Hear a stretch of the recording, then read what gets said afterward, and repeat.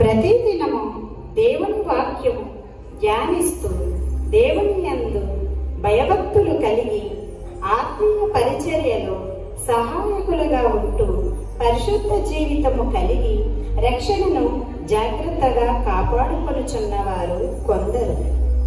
మరికొందరు ప్రతిదినము ప్రార్థనలో ఎక్కువ సమయము గడపలేక దేవుని వాక్యమునకు లోబడక విధేయత చూపని వారై లోకములోనున్న ఆశలను అనుసరిస్తూ శరీరాశ, నేత్రాశ, ధనాపేక్ష కలిగి తమ రక్షణను నిర్లక్ష్యం చేస్తూ ఉన్నవారు కొందరు. హాయ్, నీకు కూడా మేకప్ వేయనా? వద్దు వద్దమ్మా.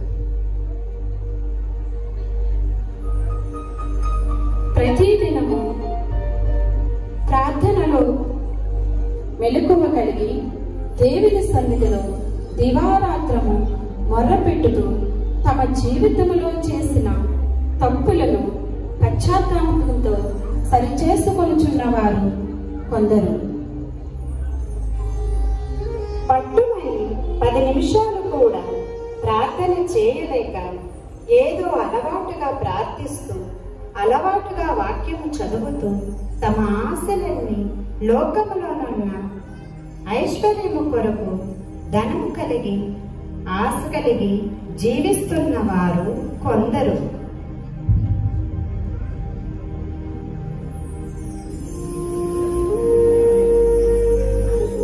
హాయ్, నా దగ్గర ఎంత డబ్బు ఉందో చూసావా? చూశాను.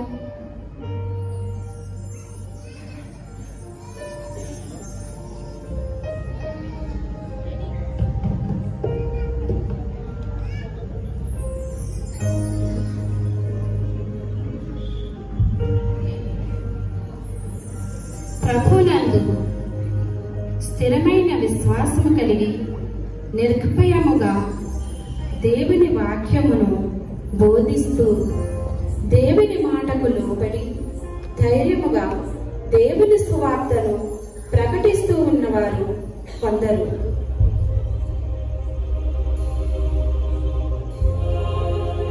దేవుని యందు స్థిరమైన విశ్వాసము లేకుండా దేవుని పిలుపును నిర్లక్ష్యము చేసి లోకానుసారముగా జీవిస్తున్న వారు కొందరు.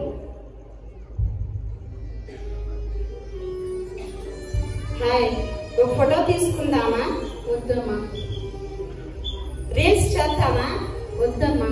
ఈ ఒక్కసారికి ఏమీ కాదులే, ప్లీజ్ రా తీసుకుందాం. వద్దమ్మా, నేను దేవుని బిడ్డను. వద్దు.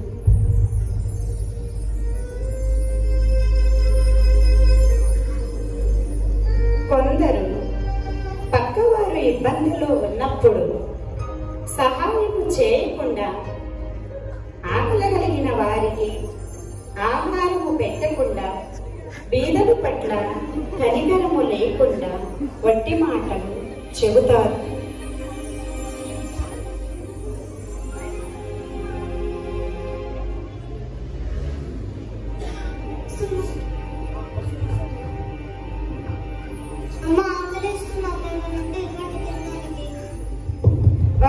వెళ్ళవమ్మా, వెళ్ళు. పొద్దున్నే ఇదేం పోదా? ఇలాంటి మనుషులు ఎంగిల్ చేతు కాకిని కూడా కొట్టారు.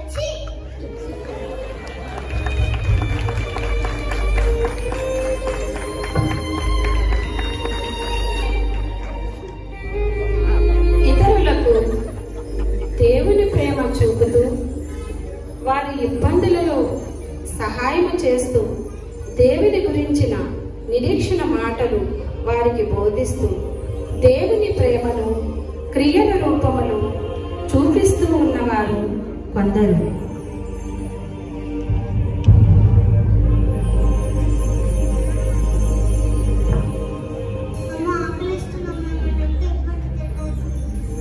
అయ్యో, ఎప్పటి నుండి తినలేదు. ఎంత ఆకలితో ఉన్నావు అమ్మా. ఇదిగో తినమ్మా, రా తీస్తూ. ఎంత మంచిగా అమ్మ, దేవుడిని దీవించుగాక.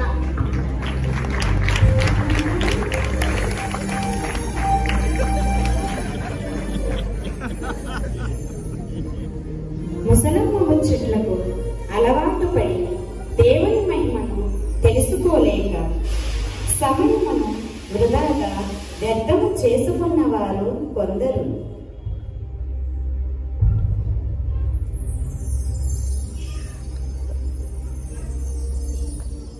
యేసుక్రీస్తు చేసిన అద్భుతములు చేస్తూ అనేకులను అనగా కుంటివారిని స్వస్థపరుస్తూ, గుడ్డివారిని ఆదరిస్తూ, దురాత్మలతో బంధింపబడే వారిని విడిపిస్తూ ఉన్నవారు కొందరు.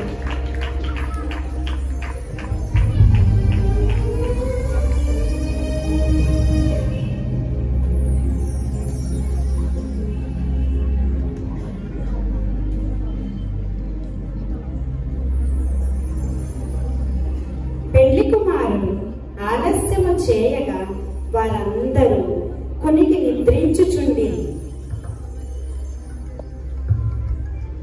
బుద్ధిగల కన్యకలు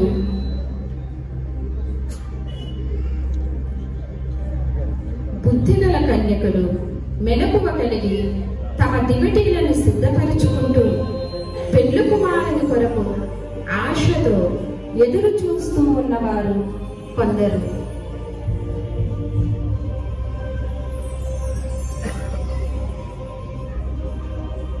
బుద్ధి లేని కన్యకలు ఇంకా నిద్రమత్తులోనే ఉన్నారు.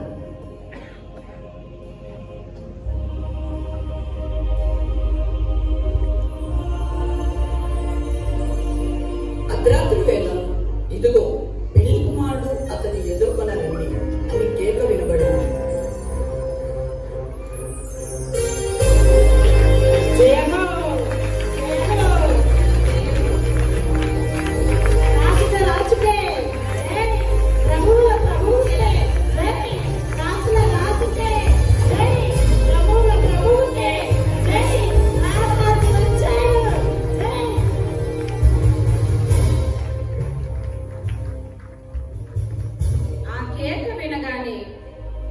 బుద్ధిగల కన్యకలు నూనెతో తమ దివిటీలను చక్కపరుచుకుని సిద్ధముగా పెళ్లి కుమారునితో విందులో పాల్గొని ఉన్నారు.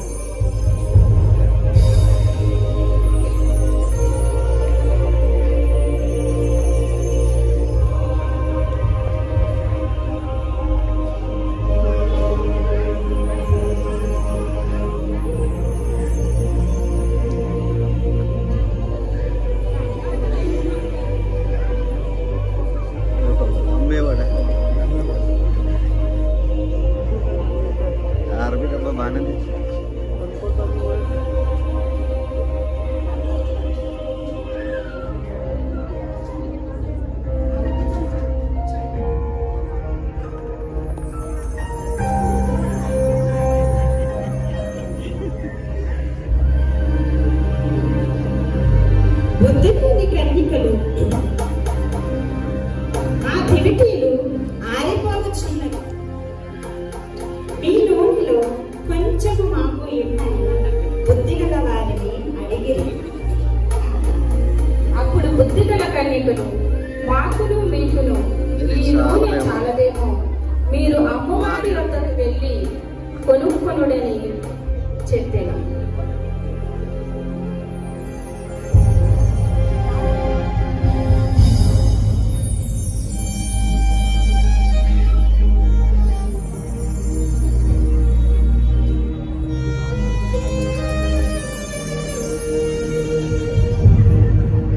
వారు అమ్మవారి యొద్దకు పోయి నూనె కొనబోవచ్చుండగా పెళ్లి కుమారుడు వచ్చెను.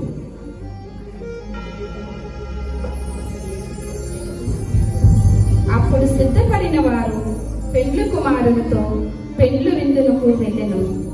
అంతటా తలుపు వేయబడెను.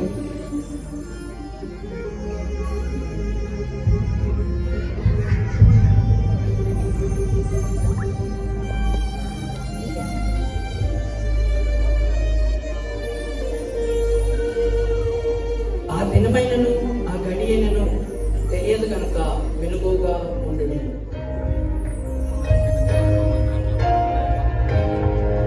ఈ స్లిప్ ద్వారా మేము తెలియపరచుకోవడానికి విషయం ఏంటంటే, ప్రతి ఒక్కరు కూడా రాజును పెళ్లి కొడుకును ఎదుర్కోవడానికి సిద్ధంగా ఉన్నారు అని కొంతమంది వచ్చారు. 5 మంది కన్యకలు వారి దివట్టిలో నూనె ఉండేది. 5 మంది కన్యకలు వారి దివట్టిలో